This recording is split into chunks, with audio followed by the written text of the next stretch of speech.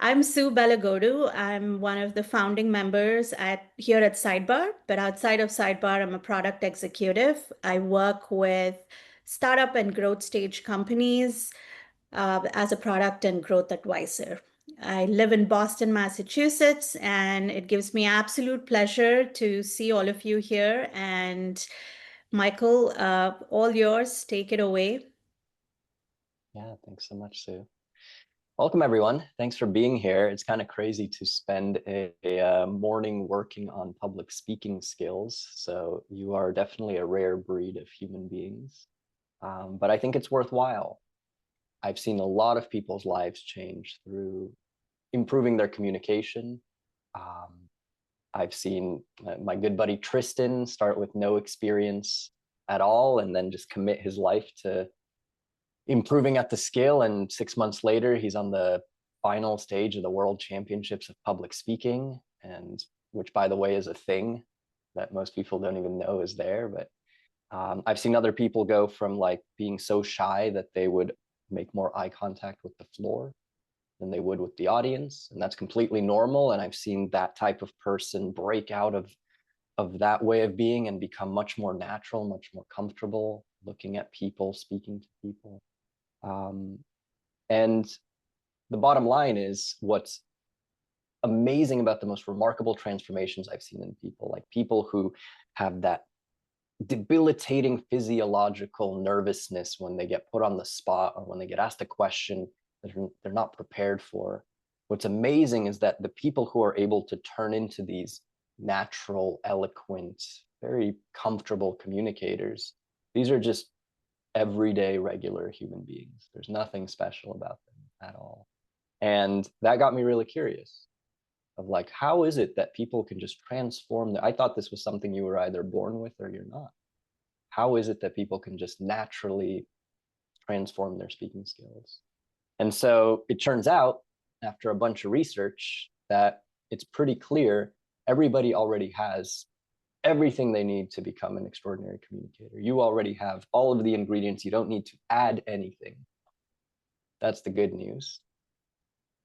However, there might be some things in the way, some things we want to take away, some layers we want to shed so that your natural speaking skills can really come alive. And that's what today is all about. So if you're here, I want to say thank you for being here.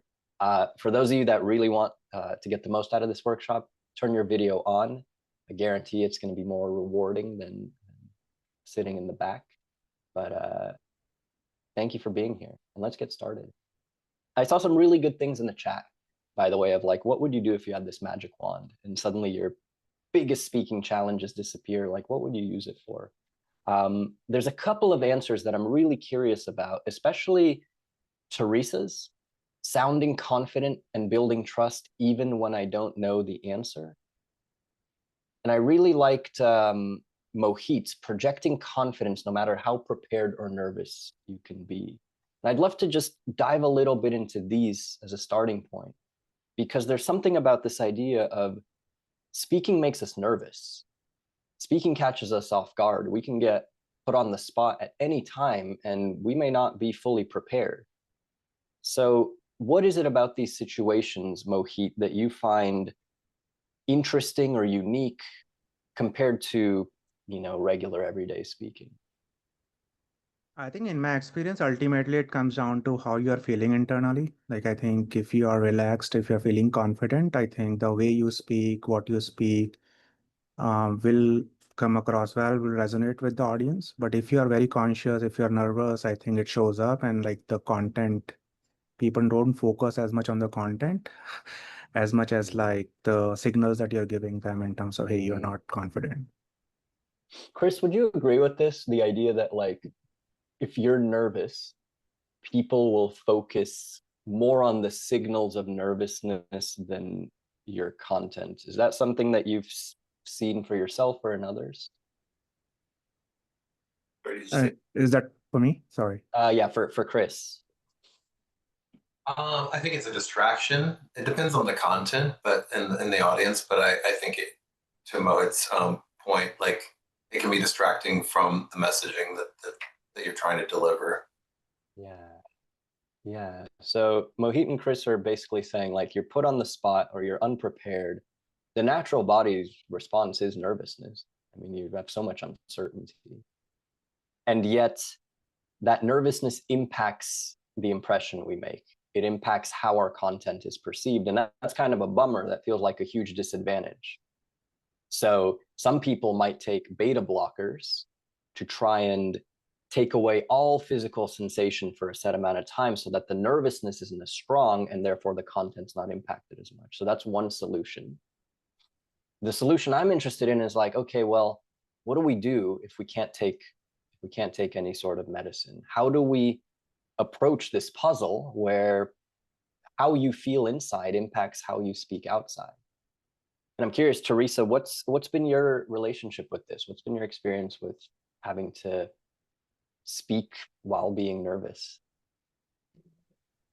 Yeah, I think of it in two contexts. So one is when you're formally presenting on stage, or in a conference room and you expect questions to come. And it's impossible, you can't be a know-it-all, but I know there are strategies and tactics to kind of get through questions that maybe you don't have the answer for, and that's okay. But just, I think my body goes into nervous mode because I don't have the right answer, and then I stumble to work through the tactic or the framework to kind of get past the question. And the other is, I think, when you're interviewing, it's also, I think, another stage where, you're going to get a ton of questions when you're being interviewed for a job or whatever that may be. And as soon as you hear the question, immediately my body will react if I'm not sure exactly how to answer. And I'm like, how do I move through that without showing that I don't know what I'm talking about? Because I'll always have some experience that's like can be used as a reference. It's just I kind of shut down in that moment sometimes. Yeah, thanks for sharing that. So Teresa's basically saying, look, if I'm being interviewed or if I'm in a presentation, but I know I'm going to get asked questions, oftentimes I know I have content. I know I'm experienced enough to have an answer for something. The problem is that my body goes into this activated state of adrenaline, which we call nervousness, and that's going to impact how I speak. And usually the impact isn't as positive as we'd like. Usually it sort of makes us underperform. Is that an accurate depiction? Perfect. Exactly. Yeah. Okay. Well, I just want to hear from Felix before we jump into like how do we start solving for this? I'm just curious, what part of this conversation relates to you? Has there been anything that hasn't been said that's maybe relevant to you? Yeah, I think everyone has kind of touched upon it, but for me, sometimes as I'm starting to process, whether it's a question or a topic that's coming up, that I start speaking as I'm starting to process, that information, and so sometimes I get a little self-conscious that I might be rambling as I'm trying to like kind of touch upon maybe the topics or the points that I'm trying to get across.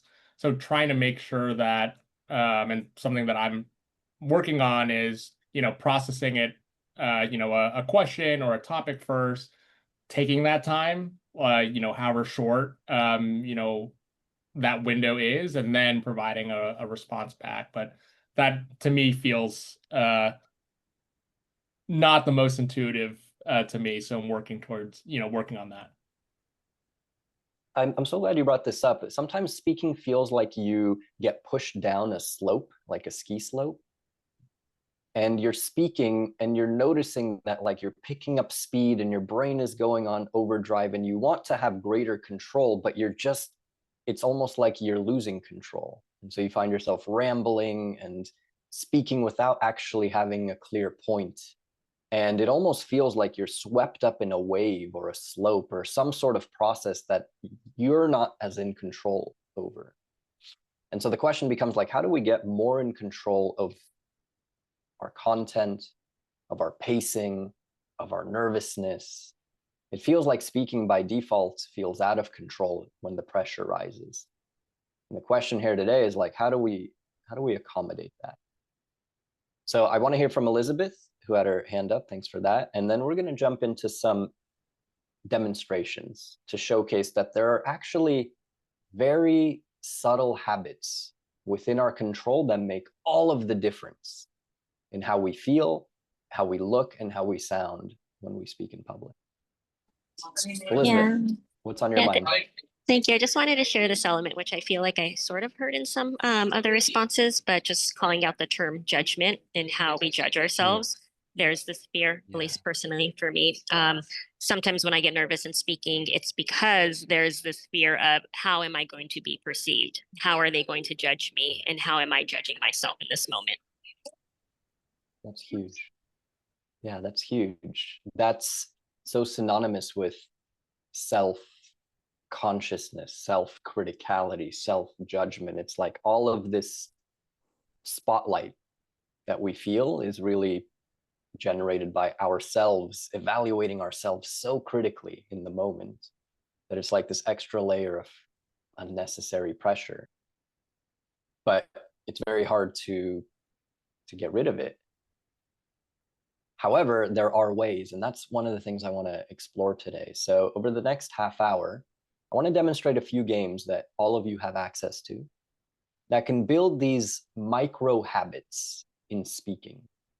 And these micro habits are going to be tiny, really, really tiny, but they're going to have a massive impact. In fact, if you look at the struggling communicator that's often nervous and filled with self-doubt and self-judgment and umming and ahhing and using filler words, and you look at the natural speaker that seems super relaxed and at ease and seems to be very comfortable in almost any speaking scenario, if you really microscopically analyze them, the difference is a collection of small habits.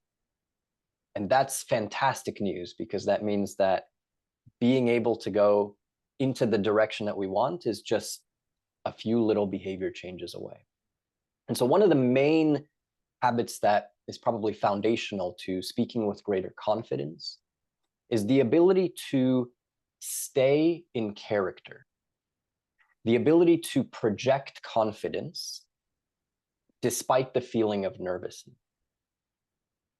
Now, this might sound, if I were you, I'd go, oh, alarm bells, like this sounds inauthentic. This sounds like I'm just going to go around puffing my chest out, pretending to be confident. It's actually not that, because we don't want to add anything else to our repertoire. We just want to remove things that aren't serving us. So one of the habits in speaking to have greater impact and get greater control over our nervousness is not to add confident behavior, but it's to remove unconfident behavior. You ever see somebody go into a presentation and before they even start presenting, they're like, bear with me, so sorry, I didn't get much sleep. Okay, we'll just get started. Hope this is gonna go okay. Sorry in advance. Or somebody else who is speaking, and the moment that they make a mistake, they can't seem to ever recover their confidence afterwards. It's like the mistake is like this giant stain on their shirt and they can't ignore it. If we're able to remove this unconfident behavior, then our natural composure arises. So in the first game that I want to play, I'm going to need a couple of volunteers to demonstrate it. This game is all about learning how to stay composed. That's the #1 skill that's foundational to confidence. It's just staying composed when the pressure rises. It's like a pilot that faces turbulence. And even if the pilot internally is like, oh, this is a pretty big storm, I haven't flown in one of these in a while, externally, they're able to say, hey, folks, just a couple of bumps, nothing to worry about. Please buckle in and we'll get out of this shortly. So staying composed is a skill in service of your audience. And we want to practice exploring our relationship with that skill. So I want to play a couple of games with you where we're just going to discover how easy is it to stay composed when some of the nervousness kicks in. So I'd love a couple of volunteers. I think, Elizabeth, you might get a lot out of this game since you were talking specifically about these mindset habits of judgment and trust. Teresa, I could see you getting a lot out of this game as well. Felix, do we have a volunteer? I'm going to coach you all the way through it.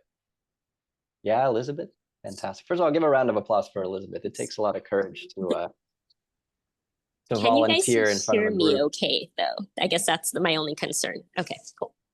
Absolutely. Cool. So Elizabeth volunteered without knowing what she volunteered for, which is already a huge win. One of the first games I'd love to play with you is just called Rapid Fire Analogies. Now, because it's so hard to train somebody to succeed in interviews and in presentations and on panels and on stage, we'd have to create like 1,000 different games. Instead, we wanted to create a game that says, what unites all of these scenarios? What do they all have in common? And what they all have in common is this idea of uncertainty. You aren't really sure what you're going to say, and that uncertainty creates some pressure. It creates some nervousness. And so to replicate uncertainty in this game, we decided to create just randomly generated analogies at the top of the screen. And your job is really simple. Your job is to read the analogy out loud and complete it before the time ends, and then go on and do it for the next one and the next one and the next one. Now, the only thing we're going to be looking for is your ability to stay composed in this game, your ability to give us the impression that you got this, no big deal, no issue at all. So how might it look like? I'll hit start training and you might read the sentences out loud. You might say, taking risks are like a paper bag because sometimes you can fold under pressure. Babies are like waiting in line because it takes a long time for it to come to fruition. And then you keep going and going and going. So the task, if you're watching right now, might seem intimidating, but that's the whole point. We want to create in our practice, in our training, elements of uncertainty so that we learn how to navigate uncertainty in the most optimal way. Elizabeth, you're going to do 6 of these. There's no right way of doing it. And the worse you do, the better the opportunity to improve. So I'm just going to hit start training and you're going to read 6 of these in a row. Okay. Here you go.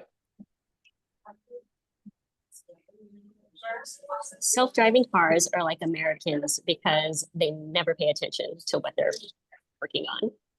A banana is like becoming a billionaire because it is so easy to peel away your past. Growing up is like Christmas because it comes once a year and then it's gone. Horse racing is like, artificial sugars are like a sponge because they soak everything up. Scissors are like paper because they're thin. Good. Give it up for Elizabeth. Bravo. Yeah, well done. In the chat, could we quickly reflect, how does Elizabeth come across in playing this game? What are the words that come to mind for you to describe how she's playing or how she's coming across? Could we get a couple of reflections in the chat? What's coming up for you? Teresa saying analogies were amazing. She was playful, witty, creative. Playful. Good. Okay, she was relaxed. Nice. Any other reflections? Wasn't overly worried about getting it right. Yeah. Playful. Elizabeth, how does this land for you? How was your experience with round 1? Yeah, it makes sense. I feel very safe in this environment. I have a lot of friends on the call, people that I've been, in touch with. And I felt like I went in knowing I couldn't do it wrong. I couldn't get anything wrong. And so that definitely put me at ease. And that's why I was able to be playful with it. So you just gave us a big clue to what the naturals bring into every scenario. A mindset of no matter what I do, I can't get it wrong. Now, that's a very hard mindset to bring in when another part of your brain is going, but no, look at all the ways I can get it wrong, and look how disastrous it would be if I did. But you being able to do it in this microcosm is a really good sign. It's a good indicator that you're able to consciously choose a mindset that's going to empower you in a game like this. Yeah, really well done. Was there anything else in this game that you found surprising or interesting? It it triggered me because I have such an affinity love for words and people who can speak very eloquently and pull in just these combinations. Like I'm dating someone who loves songwriting. And so there's like this sense of inferiority that comes with it. So it triggered me on that sense. But again, the safety of this group allowed me to just have fun with it.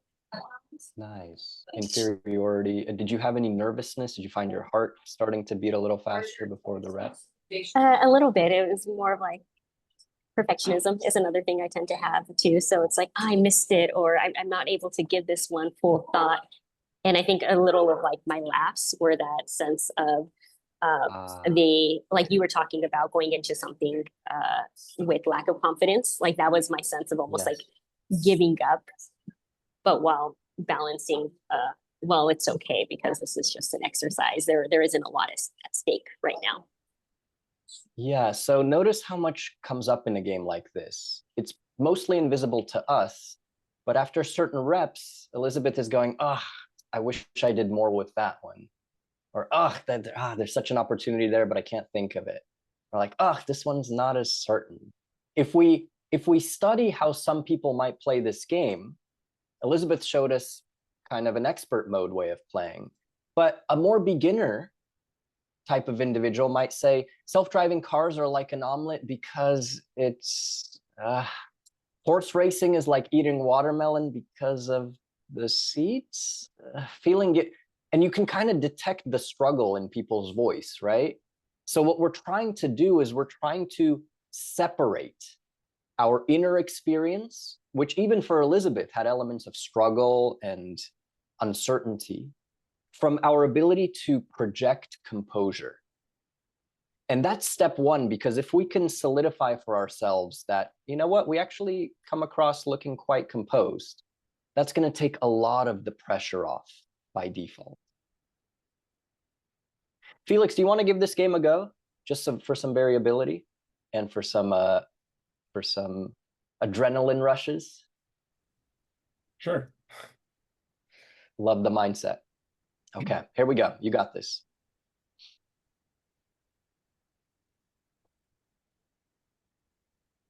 Newspaper is like carpet because there's always something new landing. Treasure map is gardening because you can find something new. A lawyer is like waiting in line because sometimes they just take a lot of time. Growing up is like a road trip. Staying up late is like a paper bag because you get ripped up the day after. Retirement is like the horizon. Good. Great job, Felix. Perfect. So on a scale of 1 to 10, how much of the most confident version of Felix did we witness? Could we put in the chat? Let's be very open and honest, since this is a training.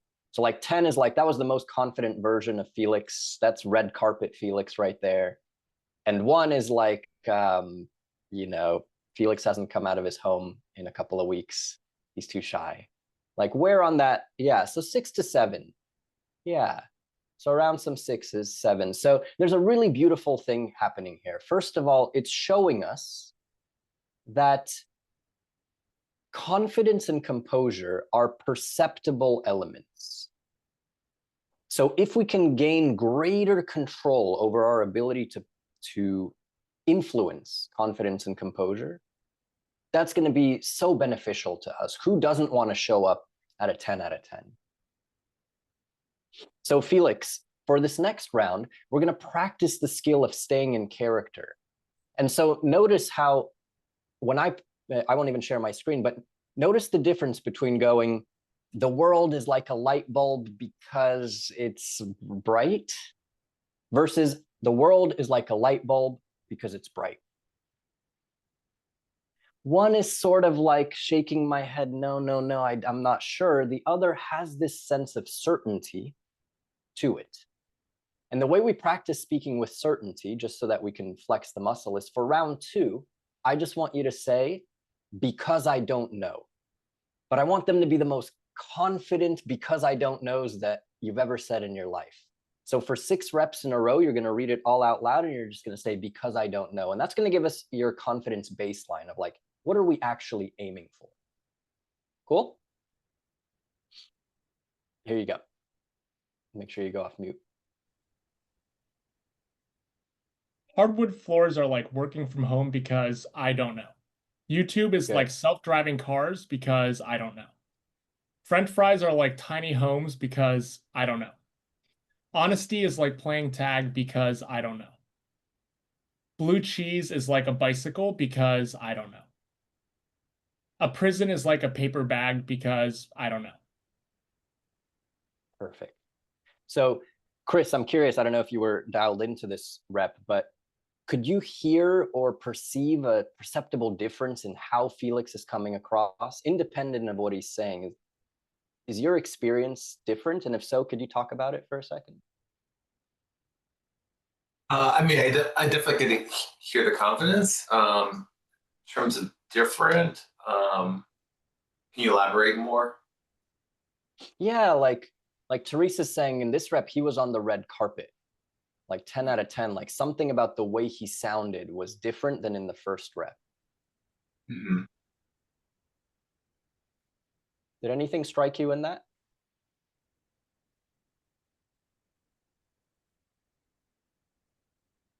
There is, but I can't necessarily put my finger on it. Like there was a distinction, but I can't say like specifically what it was that. Right. And nor do you need to. Sometimes we're not able to put words to the actual tangible difference, but the feeling is pretty apparent that like, oh yeah, this one sounded more confident. So Felix, what's crazy about this game and about the human brain is our ability to project this type of composure and confidence if we rise to the challenge. And so for this third rep, you're going to bring that same energy, same composure. And now you always have the option of saying, because I don't know, if you don't know, but you also can go with whatever is in your brain if something is there. Regardless, I want to be able to hear, almost like musically, a steadiness, a flow of equanimity. It makes sense? Okay, here you go. You got this. Let me do this one more time. Share. Oh, yeah, right here.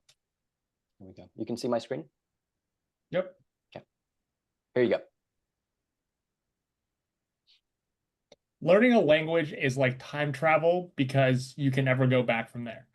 Toilets are like a sponge because I don't know. A bowl of ice cream is like alcohol because you just keep coming back for more. Composting is like $1 million because I don't know. Babies are like luck because they never run out. Eating watermelon is like rap music because I don't know. Yeah, good. Give it up for Felix. Well done. Well done. Sue, what did you notice in this final rep? What are some things that are arising for you? I love that Felix knew that he had a fallback option of saying, I don't know. So he was a lot more confident in the responses that he did know. And you had a smile on your face throughout, Felix. It's like you were having fun this time. There was no pressure of getting that right. That was the difference that I noticed. And of course, you came across a lot more confident and relaxed. Yeah, really nice. Now, when you're a public speaking coach and you've played 1,000 reps of this game, you start to develop a little microscope of viewpoints. You start to really look for what we call breaking character, subtle signs communicating to me, you're not as satisfied with that answer as you could have been. So there's probably still an area for you to quiet that self-judgment habit even more. To be able to say the world is like babies because there's a lot. And just stay composed the entire time.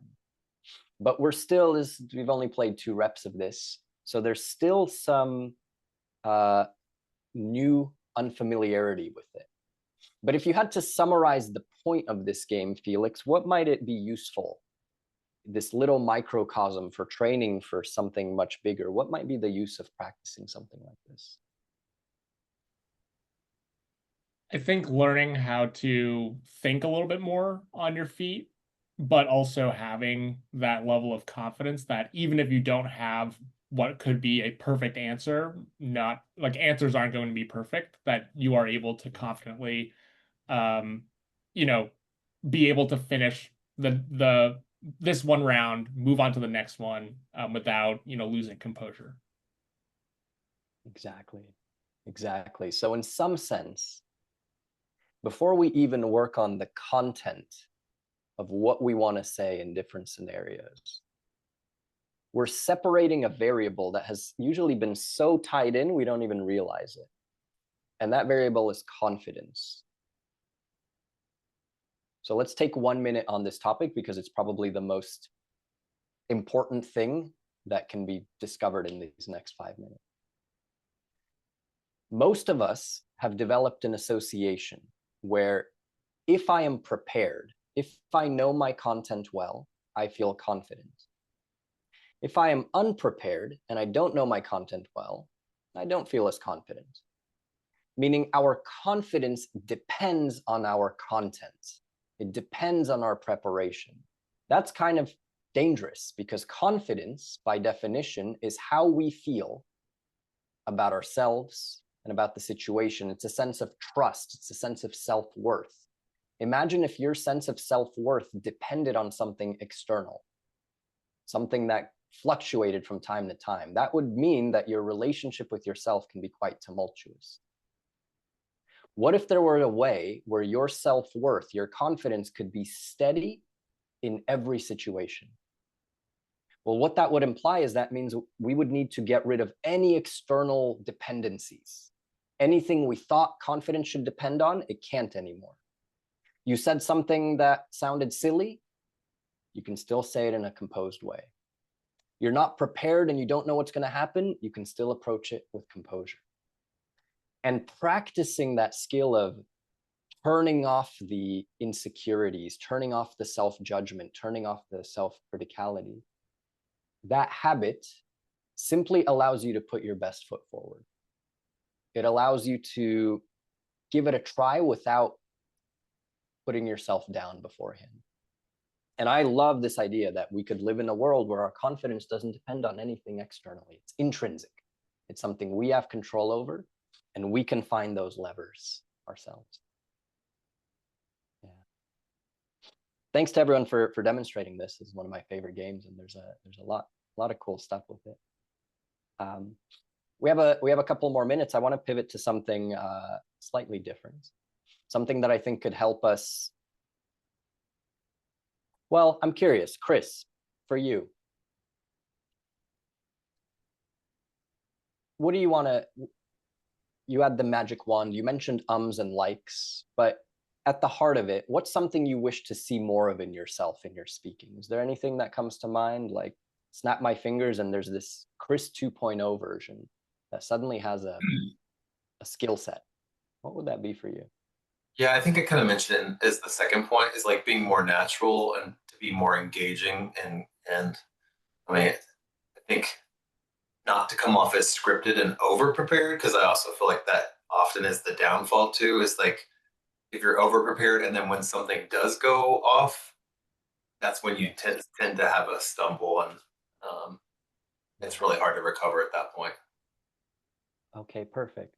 So for our final game, we're going to work with Chris, and we're just going to show you a before and after.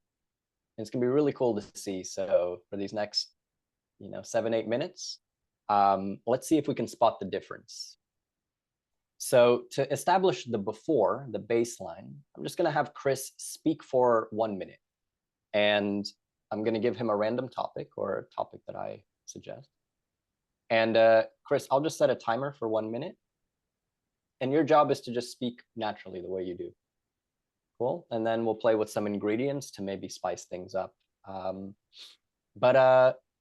Yeah, as far as your prompt goes, I'm curious, like there's a lot of people that may not know you as well. I certainly am meeting you for the first time. What's one thing most people don't know about you that you could share with us so that we could know you a little bit better? I'm Chris Brown. I live in Indianapolis, Indiana. I have worked in engineering leadership for about the last 15 years in SaaS. In terms of like personal background, I have a dog. It's a Belgian Malinois. Spend a lot of time in parks and nature, hiking. I am an enthusiast for electric vehicles. I love pretty much everything technology. I'm very excited about AI, but also have my reservations about its impact. I enjoy traveling but have not been outside of North America. I've been to Mexico, Canada, and the Caribbean, but nothing beyond that. I My favorite color is green, and I think that's all. Perfect. All right. Well done, Chris. Nice. Cool. So would you say that's like a pretty accurate representation or a common representation of how you might speak in a meeting, how you might speak, not so much the content, but just like, you know, the way you speak? Would you say that's pretty normal? For the most part, I think at a meeting, it's a different demeanor than say like depending on if it's a large audience or something like that, or an audience I'm unfamiliar with. That's a different composure than if it's individuals that I'm familiar, have a existing relationship. I'm much more comfortable, more down to earth, I think. Nice. Yeah. Cool. So before we add a new game for you, Elizabeth, Teresa, Felix, Sue, make a mental note of how you might label Chris's speaking, what words you might use. So, you know, you might use words like lively or dynamic or hilarious. You might use words like flat or monotone or droll. You might use words like fascinating or boring. Like there's lots of words to describe people. So pick a mental bookmark for just your gut feel. How does it come across? We're not going to share it right now, but just get something in your mind. And Chris, what I'm going to do with you is I'm going to play a game with you called Conductor. And I think this game has a lot to offer for everybody here on this call, and you're going to do us the great honor of demonstrating it.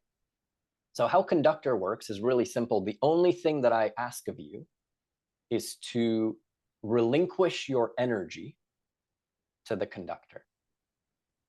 So when I hit start training, the conductor is going to show us a 5, and a 5 is your regular speaking. So you don't have to do anything different. You're just speaking in your natural conversational voice. But the moment that conductor's number changes, we change with it. And the 10 is insane. It's incredible. It's like this type of energy that we don't even know where it's coming from, but we have to find a way to match the number on the screen so that it's different, so that we can tell at the end, like, wow, this was really different than the 5. And that's the point of the game. The point of the game is to see visible difference in your energy. And the more you commit to playing, the more you're going to get out of this game. So from 5 to 10, those are the higher ranges. They are sort of more expressive energy. And then from the 4, 3, 2, 1, those are sort of the more thoughtful, calm, slower energies. And if you see a screen that says breathe, then I want you to wrap up your thought and just take a deep breath in and out and wait for the next number in silence. Cool? Okay, how much do we want to see this? Are we into this exercise? Yeah, okay, we got 2 thumbs up. Is this the same topic? I'm gonna slightly change the topic just because I want to hear a little bit more about your relationship with technology. So you're an engineering manager, an EV enthusiast, you're excited about AI. Like, I'm curious, where does your love for technology come from? What's behind it? Can you talk a little bit about what is it about technology that seems to be interesting or fascinating to you? And for this rep, your only rule is once the conductor changes, you have to find a way to match it. Well, I think my interest in technology started early in life. I like to deconstruct and build things. And so technology has always been at the peak of making that happen. It's unlocking that power so that you can use technology to build it very quickly, more powerful, and also control things a little bit differently. But then when you tap into that technology, you really can see the full potential of your ideas.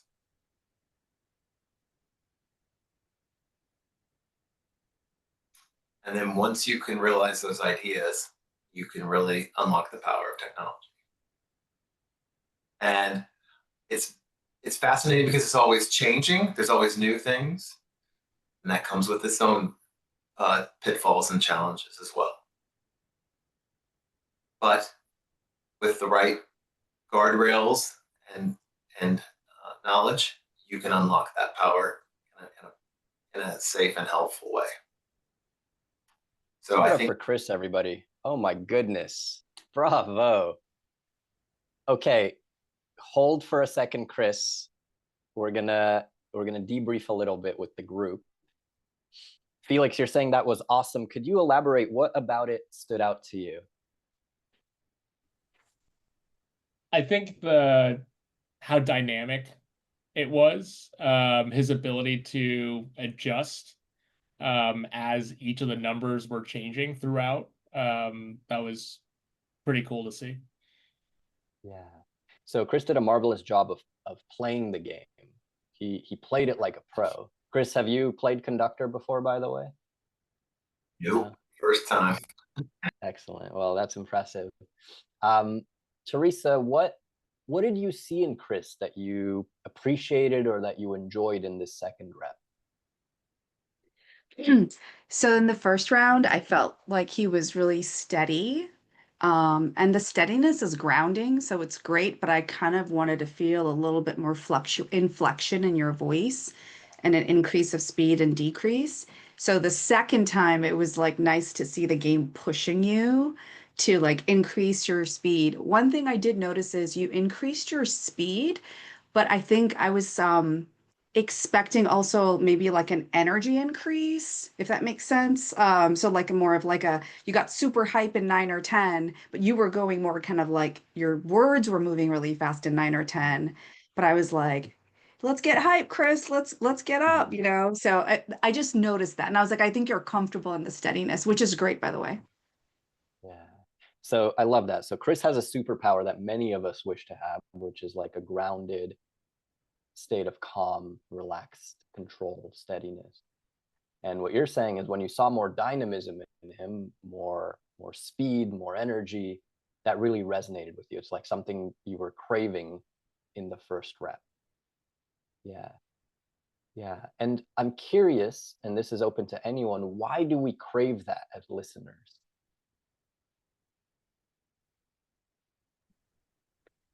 I thought those inflections and your tone, Chris, made the topic more interesting. I feel like the human brain wanders after every few seconds, but when there's that change in inflection, you kept drawing me back in. I love technology, but I can imagine there are some people that might find it not interesting, and but when you talk like this, it pulls them in. That's kind of what was my experience when I heard you talk, which was amazing. Yeah.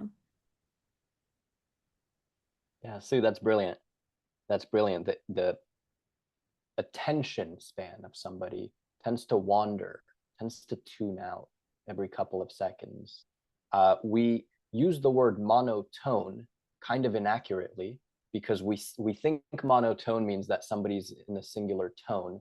That's not actually what's happening. Monotone, when somebody is a little bit monotone, it means that they're in the same energy state for a consistent period of time. And somebody could be monotone up here. Imagine if the whole time I was like, what's up, guy? Oh, I'm so excited. Okay, what's next? It's like as soon as somebody becomes consistent without variation, the ear starts to tune them out. We become familiar. So to re-engage our listeners, to be able to capture more engagement and attention, we practice a concept called contrast. The ear loves contrast. And I'll wrap up my thought in just a minute here. Contrast is just the ability to switch things up. And sometimes when we're speaking, we can fall into our own spell of being on a single way of being. Contrast reminds us, oh, switch things up. And what's wonderful, and this is what I'll leave you with, is that most people believe that first come the words. Let's get the script out. Let's get the words right. Then let me try to add emotion somehow. And then I'll create this energetic connection with the audience. But I think it's flipped. I think it's backwards. At Ultra Speaking, we say energy leads, emotions follow, and words fill in the blank. When you speak from energy, I mean, we saw Chris speak almost effortlessly in this last one, from a place of enthusiasm and passion and real engagement. Once you connected with that, the words kind of took care of themselves. In fact, Chris, were you focused on the words in that rep, or what were you focused on? I think primary focus was like on the tone or for the number, but I think the words also are a factor because they have to match the tone. Like if you talk about something that is sensitive, you don't necessarily want to do it at the 10. You want to like at the same time. Like if you want to talk about something that's high energy, you don't necessarily want to do it at the 2. So right, exactly. So once you were able to match the energy level, the type of content that came out matched that as well. So the words ended up matching the energy. The bottom line of all of this is that speaking, communication is really an energetic sport. It's a sport of energy, emotion, confidence. It's all an inner game. And the more that we can cultivate these habits of staying composed, leading with energy, trusting that the words will naturally unfold, the more the speaking sort of flows from us and takes care of itself. And that's really the magic of how communication and how expression actually works. So I'm going to pause right here, hand it over to Sue to see what housekeeping we might want to do. And if there's time, I'll answer a question too. Thank you, Michael. I thought that was fantastic, taking away so much from this meeting, and I loved the live games. Thank you all for participating so actively. It just makes the session more interesting. We'd love to get your feedback on the value that you're taking away from this session. I'll also, let me share my screen in case you want to scan it, but there's a link in the chat. We really take this feedback seriously and we do share them with our speakers. So Michael, and it's anonymous, but Michael will figure out what was good and what he wants to do more of. So please take a minute to fill this up. Michael, do you want to share ways people can get in touch with you? That game that looked fantastic. How can could I share my screen with the resources? So by the way, for those of you that are on LinkedIn, I just dropped mine in the chat here. Would love to connect. If you have questions, please send them my way. I geek out about this stuff all the time. So there's a lot we didn't get to cover, and would be happy to walk you through it. So for those of you that want to practice these speaking games, for example, this is the snow globe game. It helps you train the skill of pausing and breathing, one of the most fundamental habits in speaking. This game I really love. It's called Triple Step. Triple Step's one of my favorite games because it teaches you to be more flexible on the fly. It's really a game about composure, and I don't understand how anybody doesn't want to practice something like that. In fact, without a doubt, this might be the hardest game at Ultra Speaking, but this is fundamental. So anyway, point of the game is that you have to incorporate these random words on the fly, and it frustrates me that people don't practice it enough. Because look, the truth is, anybody can get better at speaking. And if I could only choose one thing, it'd be to practice communication for a couple months. Because I genuinely believe that this is a game changer when it comes to a meta skill that we could apply in our lives. So that game's called Triple Step. It's just one of the free games that you get at ultraspeaking.com. So if you go and you search ultraspeaking on Google, then I think you could find it pretty easily. You can go to ultraspeaking.com. You could start training for free. You create a free account, and then you get access to all the games. And I just want to really quickly show you that for those of you that like cohort-based courses, we have a couple here. Fundamentals L1 is all about eliminating speaking anxiety and working on being confident and clear. So if you're the type of person that has stress when speaking, when presenting in meetings, this one's great for you. And professional L1 is for those of you that want to have greater influence, get buy-in for your ideas, be able to have greater executive presence. That's what this course is about. They're 30 days, they're live, they're in small breakout rooms, they're super practice driven. But the bottom line, the thing I really want to share is that speaking is a skill like tennis, like crafting, like dancing. And there's so many easy ways to get better at it.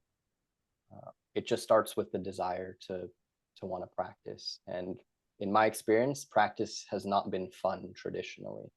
It's been scary, and it's been focused on my hand gestures and my body language, and it just hasn't been taught well. So if you're looking for an enjoyable way to practice your speaking, if that matters to you in your career, yeah, connect with me. There's lots of things I can suggest, because I've seen a lot of people's lives change when they start focusing on self-expression.